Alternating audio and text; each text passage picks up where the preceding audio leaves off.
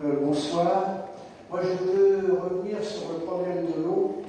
Alors, je veux rassurer la population, le CIDERM est très très loin des Lions de Bouche. D'ailleurs, monsieur, et madame Fiez, je vous invite fortement à consulter le CIDERM.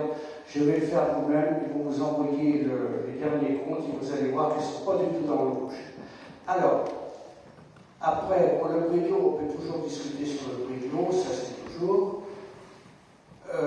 Les abonnements, automatiquement, quel que soit le groupe qui va avoir la gestion de l'eau, les abonnements vont augmenter.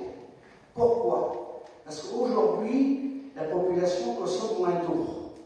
Et ça, c'est facile à comprendre. Qui dit moins de consommation d'eau, les frais de fonctionnement sont les mêmes, quelque chose près. Donc, automatiquement. Et puis, il y a toujours des réseaux à refaire. Parce que je rappelle quand même que, bon, on a pris le... Je ne dis pas que le choix est judicieux, il y avait un choix à faire à une époque. Il a été fait. Après, on peut toujours contester les choix, ça là-dessus, c'est pas un problème. Quand même, c'était quand même le CIDERM était en capacité de prendre le réseau coméen, parce que le réseau coméen n'était pas d'un état très satisfaisant quand même. Il faut quand même le reconnaître. Et malgré des petits déboires au départ, ça c'est vrai, le CIDERM a commis une erreur, c'est qu'il a voulu tout gérer en même temps, et puis bon, c'est arrivé, les factures ne sont pas arrivées, enfin bref. Mais les travaux quand même étaient faits. Il y a quand même eu 3 km de réflexion complète d'eau potable sur les communs, déjà en un an. C'est déjà pas... ça fait un calcul quand même. Donc en plus, alors surtout je veux insister, mesdames, messieurs, peut-être que l'eau va baisser, peut-être que le prix du véhicule va baisser, peut-être, quels que soient les élus qui vont vous faire croire que même peut-être que, je ne sais pas, ceux de les trois qui se présentent aux élections, peut-être qu'ils vont vous dire qu'ils vont baisser l'eau. Mais je peux vous garantir que ça ne va pas durer longtemps. Parce qu'il y a des gros soucis au niveau de l'eau. L'eau va devenir une denrée assez rare, malgré c'est un peu pléonasme de dire ça en ce moment, parce que nous sommes inondés partout, mais c'est pas l'eau qui... Et là, on va avoir de sérieux problèmes. Et moi, je le dis, en tant qu'élu et ancien élu, on n'a pas été assez courageux. On n'a pas pris le problème à bras le corps pour l'eau.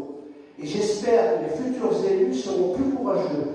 Et même, quelque part, s'ils ne sont pas courageux, malheureusement, ils sont obligés de prendre des décisions qui ne seront pas faciles, parce que le prix de l'eau va augmenter automatiquement. Ça, c'est forcé, on n'y peut rien. Voilà. Merci, monsieur Boulet, pour votre intervention. C'est courageux de votre part de dire que vous n'avez pas forcément fait les bons choix. Je laisse René vous répondre. Je ne sais pas s'il faut forcément répondre, mais je dirais que le tarif, c'est toujours un choix.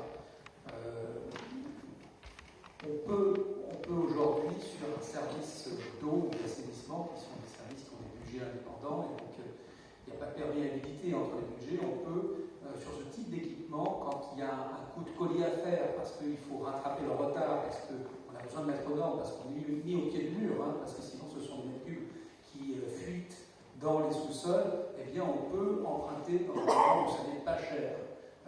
Alors, dans des limites bien sûr qui permettent de garder l'autofinancement, mais aujourd'hui on a ce levier sur des services pour lesquels on sait qu'on va avoir des recettes dans la durée, ce qui est le cas d'un service d'eau ou d'un service d'assainissement, on a le levier de l'emprunt plutôt que le levier de la facture. Voilà. Donc il faut trouver un équilibre entre les deux. Je ne dis pas que c'est ou l'un ou l'autre, mais il y a manière à trouver entre ces deux solutions.